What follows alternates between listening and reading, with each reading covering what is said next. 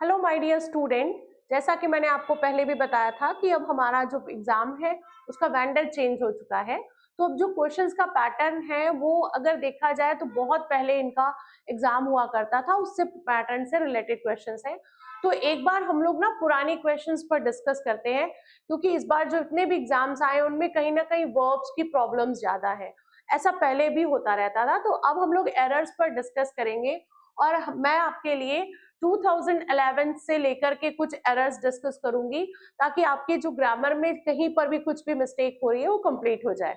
तो आज चलते हैं पहले क्वेश्चन की तरफ। यहाँ पर दे रखा है, it was fortunate all of the inmates escaped from the blazing fire.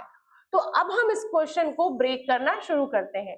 कभी भी क्वेश्चन आप करिए तो उसको ब्रेक करना जरूर आना चाहिए। जैसे सेंटेंस में सबसे पहले सब्जेक्ट होता है, उसके बाद वर्ब होती है, वर्ब के बाद ऑब्जेक्ट, और उसके बाद बहुत ज्यादा एक ऑब्जेक्ट और आएगा, उसके बाद से सेंटेंस नेक्स्ट शुरू हो जाएगा और कंजंक्शन के साथ।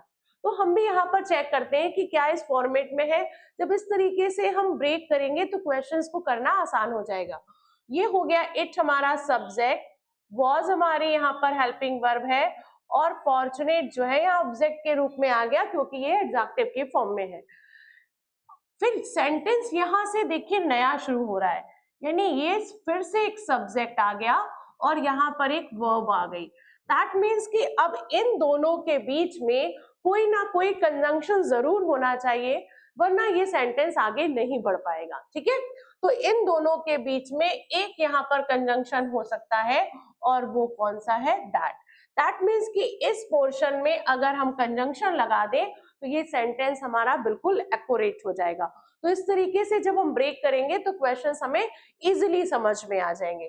तो क्या हो जाएगा? It was fortunate that all of the inmates escaped from the blazing fire. तो हमारा सेंटेंस में जो एरर है वो सेकेंड वाले पार्ट में हो जाएगी, क्योंकि हमें यहाँ पर कंजंक्शंस की रिक्वायरमेंट है। आगे क्वेश्चंस देखते हैं क्या होगा।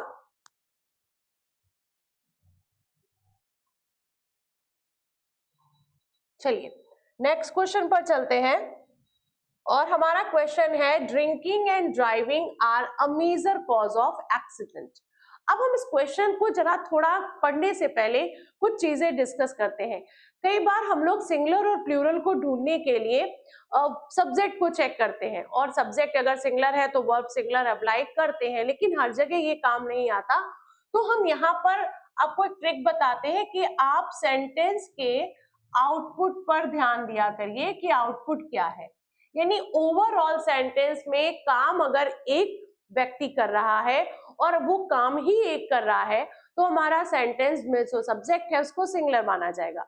लेकिन कई बार क्या होता है, बहुत सारे लोग मिलकर के भी एक काम करते हैं, तो उस कंडीशन में भी हमारा जो सब्जेक्ट है वो सिंगुलर ही माना जाएगा, क्योंकि उसका आउटपुट एक आ रहा है। जैसे आप कभी देखिए कि हम लोगों ने पढ़ा था कि जो इनिंग्स होती हैं वो क्या होती हैं? सिंगुलर होती हैं। लिखा जाता है इनिंग्स और होती है वो सिंगुलर। क्यों होती है? क्योंकि अगर हम इस सेकंड सेंटेंस में देखें तो यहाँ पर क्या है कि मैंने मान लेते हैं दो व्यक्तियों को खिलाया। ठीक है, यहाँ पर एक व्यक्ति बॉलिंग कर रहा है इस तरीके से, और दूसरा वाला जो व्यक्ति है वो बैटिंग कर रहा है। अब ये प्लेयर अगर बैटिंग करके बॉलिंग करके, या ये प्लेयर बैटिंग करके भाग जाएगा तो गेम जो है वो पूरा नहीं होगा। दैट मीन्स कि इन दोनों को दो बार काम करने हैं, बट ओवरऑल मैच तो एक ही कहलाएगा ना। तो दैट मीन्स कि यहाँ पर जो हमारा आउटपुट निकल के आया है वो क्या है? सिंगुलर है।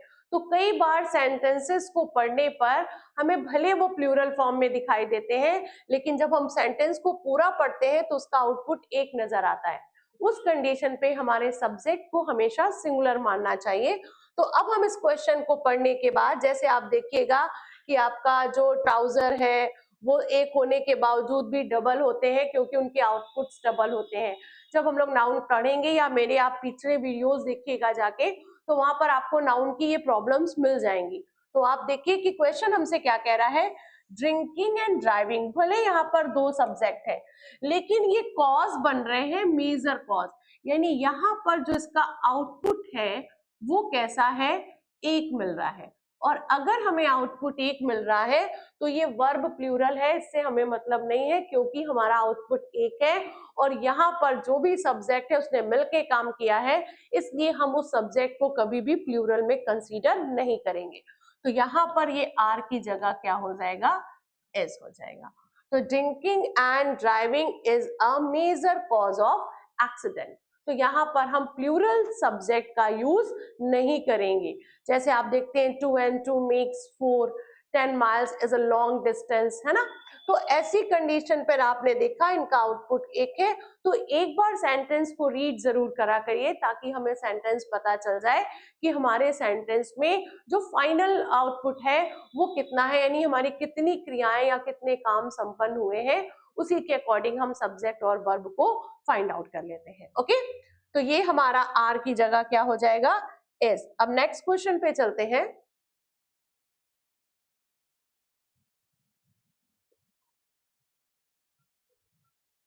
चलिए, दे आर, ये दे क्या हो गया, हमारा सब्जेक्ट हो गया। अब इसकी हेल्पिंग वर्ब देखिए, आर हो गई और स्टैंडिंग हमारी इसकी मेन वर्ब हो गई। अब हमने देखा कि आर के साथ आईएनजी लगती है तो यहाँ पर लगा हुआ है और वे सारे खड़े हैं तो इनके आउटपुट्स भी एक से ज्यादा हुए, तो आर भी ठीक है, स्टैंडिंग भी ठीक है। एट द गेट ऑफ एडिटोरियम, ये हमारा क्या हो गया, ऑब्जेक्ट हो गया। ठीक है, अब यहाँ पर कह रहा है there is no place inside. अब यहाँ पर वर्ड यूज किया गया है प्लेस, जो कि आपने कई बार देखा होगा कि यहाँ पर प्लेस को हटाया जाना चाहिए। प्लेस की बात करते हैं तो एक अच्छा खासा एरिया की बात करते हैं, तो जहां पर अच्छे खासे एरिया की बात की जाएगी वहां पर आप प्लेस यूज कर सकते हैं। लेकिन जरा हम क्वेश्चन को पढ़ के देखें तो इस क्वेश्चन में कह रहा है कि वो ऑडिटोरियम के गेट पे खड़े थे, दैट मीन्स कि वो फुल था।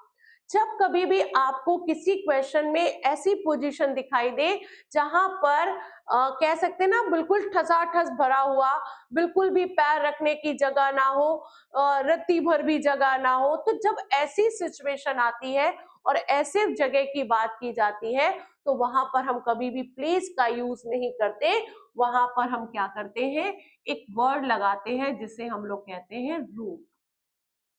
तो यहाँ पर जो आंसर होगा वो रूम होगा प्लेस की जगह।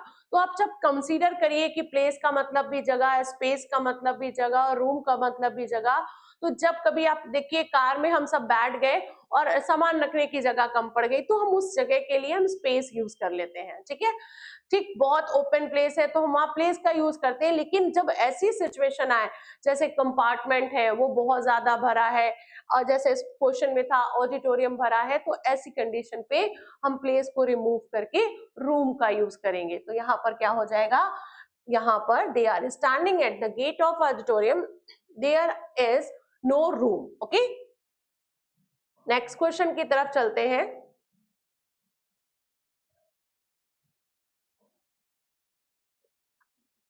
he is having, he हो गया, is हो गया, having हो गया, ये यहां तक पोर्शन सही है। many friends here, इस सेंटेंस में सब कुछ सही है, इस सेंटेंस का आंसर क्या हो जाएगा, नो एरर। तो थोड़ा सा हम लोग जब डिस्कस कर ले, एक having और एक have, या यहाँ पर हम हैज भी यूज कर सकते हैं। जब कभी भी हम यूज करते हैं होने का सेंस, जैसे वो अपने साथ बहुत सारे फैन फॉलोअर्स रखता है, दैट मीन्स अगर हम बेसिकली देखें कि जब हम किसी भी नेक्स्ट नाउन का डायरेक्ट संबंध बता दें तो वहां पर हैज और हैव, जैसे मैं कहूं आई हैव अ सन, तो I have a son, that means कि यहाँ पर डायरेक्ट हमारा रिलेशन है। अगर मैं कहूं कि I am having many students, तो वहां पर डायरेक्ट नहीं है क्योंकि स्टूडेंट्स की जो संख्या है वो काफी वहां पर रखने के सेंस में आता है।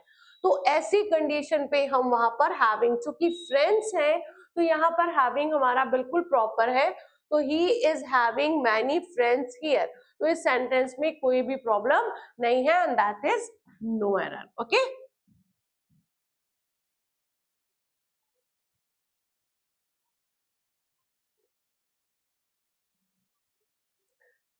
नेक्स्ट क्वेश्चन है looking forward to meeting you in personal.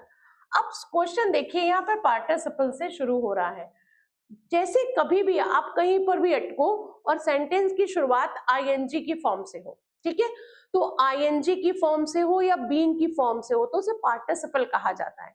अब इस सेंटेंस में पार्टिसिपल की रिक्वायरमेंट ही नहीं है, क्योंकि पार्टिसिपल्स मतलब जहां पर एक व्यक्ति दो काम करे, एक व्यक्ति दो काम पैरेलल कर ले यानी समानांतर, तो ऐसी कंडीशन पर हम पार्टिसिपल का यूज करेंगे। अब क्वेश्चन में देखिए, यहाँ पर कहीं पर भी ऐसा नहीं हो रहा है कि दो काम हो रहे हो, ठीक है, तो ऐसी कंडीशन में हमें पार्टिसिपल की रिक्वायरमेंट नहीं। आप क्वेश्चन चेक करा करिए कि क्या सेंटेंस की शुरुआत आईएनजी से हो रही है या बीइंग से हो रही है। अगर आईएनजी या बीइंग से हो रही है तो वो सेंटेंस नेचुरली पार्टिसिपल से होने चाहिए, ठीक है। तो अब इस क्वेश्चन में देखिए, यहाँ पर पार्टिसिपल की रिक्वायरमेंट नहीं है, तो हम ऐसा कर सकते हैं कि यहाँ पर लगा दे I am looking forward to meeting you. अब कभी भी देखना कि जहां लुकिंग फॉरवर्ड टू आता है तो ये अपने जस्ट बाद जीरंड लेता है, तो इन्होंने जीरंड ले रखा है, तो सेंटेंस यहाँ पर सही है। आई एम लगाओगे तब ये सेंटेंस बिल्कुल सही होगा, क्योंकि इस सेंटेंस की शुरुआत आईएनजी से नहीं हो सकती, क्योंकि आईएनजी से जो सेंटेंसेस शुरू होते हैं वो हमेशा पार्टिसिपल की फॉर्म में होते हैं। और पार्टिसिपल दैट मीन्स जिसे हम प्रेजेंट पार्टिसिपल भी कहते हैं। अगर आप मेरे पीछे वाले वीडियोस में देखेंगे तो आपको पार्टिसिपल मिल जाएगा। अगर नहीं समझ में आता है तो आप कमेंट करिएगा, मैं आपको डिस्कस भी कर दूंगी कि पार्टिसिपल हमेशा तब यूज होते हैं जहां एक व्यक्ति दो काम लगातार फॉर्म में करता है, तो उसको हम लोग पार्टिसिपल्स। तो ये ऐसा कुछ नहीं है कि जहां पर दो दो काम को शो कराया जा रहा है, इसलिए इस सेंटेंस की जो शुरुआत है वो आईएनजी ना होकर के एक सब्जेक्ट से करेंगे और कर देंगे I am looking forward to see. Okay, next question चलते हैं। तो नेक्स्ट क्वेश्चन नहीं है, ये हमारे 2011 के क्वेश्चंस हैं। और अगर आपको कंटिन्यू क्वेश्चंस करने हैं तो आप मेरे चैनल को सब्सक्राइब करिए, लाइक करिए और कमेंट जरूर करिए कि आपको किस तरीके के क्वेश्चंस अभी और करने हैं या किस में प्रॉब्लम है, तो मैं कोशिश करूंगी कि मैं आपकी प्रॉब्लम्स को सॉल्व कर सकूं।